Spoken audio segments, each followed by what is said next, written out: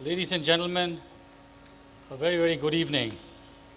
First, let me thank you very much for inviting me to speak at the Bri Air Awards for Excellence. My compliments to Deepak and the Board of Management for truly sustaining the spirit of innovation in the HVAC and R space through these awards. India is, as I see it, at the dawn of the second green revolution, where two contours, distinct contours, seem to be developing simultaneously.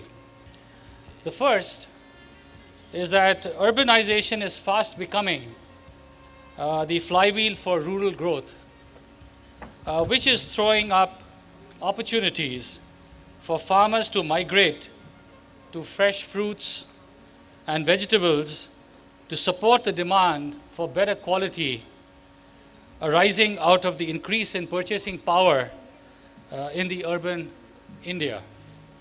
Second, India is becoming a sourcing center for select varieties of fruits and vegetables.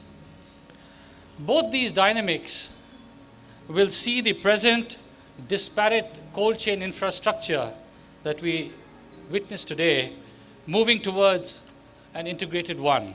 The key challenge would be to have relevant technological and, most importantly, economical interventions for temperature management of fresh fruits and vegetables in the various categories of retail outlets, be it a small kirana shop or a hypermarket. Today, if you look at it, the capex cost per square foot in retail space in the range of 160 rupees a square foot is extremely difficult for the retailer to make it viable. Coupled with the high OPEX cost per square foot per power, I think the challenge lies is, can these numbers be halved?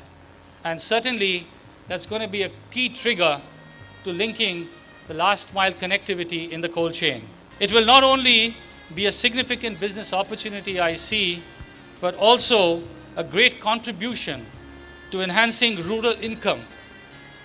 Not to forget the opportunities of replicating these very, very innovative models in other similar emerging markets around the world.